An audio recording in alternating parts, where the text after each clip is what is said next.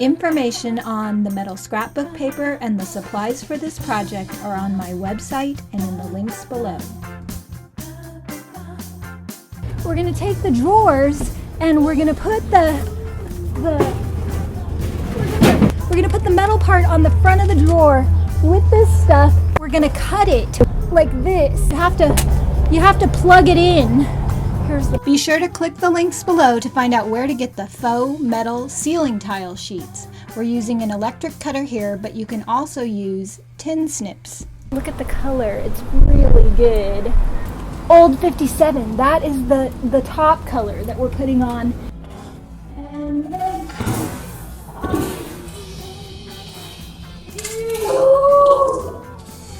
And there's some on the table.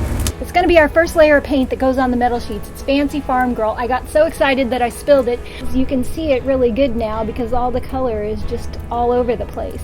And this is the very first layer that we're going to put on. And then after this dries, we're going to put on Old 57.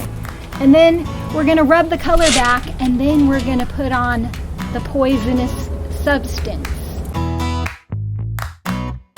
Here my niece Ellie is demonstrating how easily DIY paint will adhere to all kinds of metal. The detail in our metal sheets is perfect for layering colors.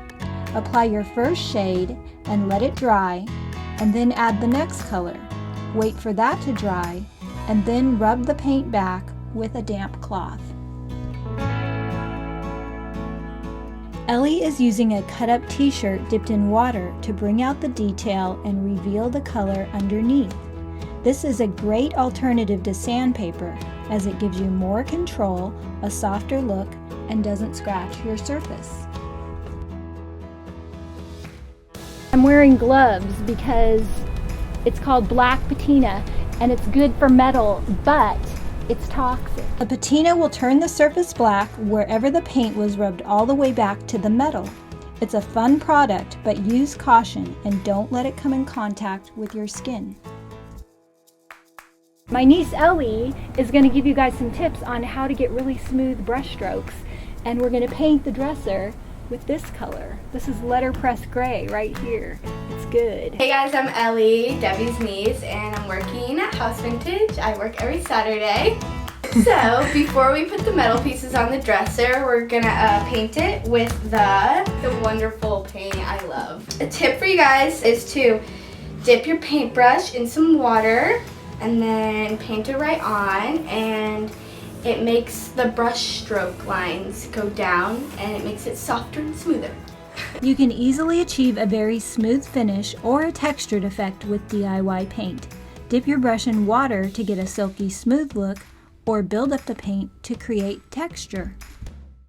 This is what we're using next. Here it is right here. It's super good, amazing metal tape kind of stuff. It's like ceiling tile tape. This awesome metal tape comes in different styles and it's sold by the yard. Here I'm aging it with the patina and turning it completely black. Then I'm going to add a layer of paint over the top and apply it as a border around my decorative metal sheets.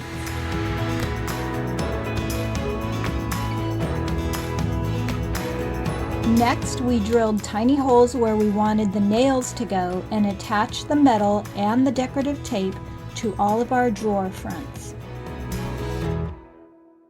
Dark and decrepit liquid patina. This is part of my paint line. It's kind of like a glaze. It's really strong. It dries to a really rock hard finish. You're gonna pour some out onto the rag like this. See, it's not very much. See it right there? Can you see it? And it's gonna get in all the nooks and crannies right here, and you're gonna rub it in, and then you're gonna wipe it off the top. Dark and decrepit liquid patina is a water-based glaze and top coat in one. Apply a little bit with a damp cloth, work it into the low spots, and wipe the excess back with a dry cloth. This is the next color we're going to use. This is going to go on the sides and the top. I applied letterpress gray and Old 57 to the rest of the dresser. I wanted to create texture, so I built up the paint with my brush and distressed it back with a damp cloth. and you just take it and you swirl it, start working it into the paint. DIY dark wax is very forgiving. I applied it directly to my gray color without putting on clear wax first. It deepened the color beautifully and revealed all the texture I had created with my brush. Just work it into the low spots and wipe the excess off the top. The final step was to create some custom drawer pulls to go with the ceiling tile look.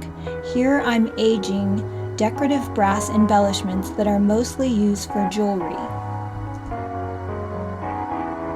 And then I painted several plain wooden knobs black to go with the fancy metal. We sanded the knobs flat, drilled holes in the brass, and attached them to the drawer pulls.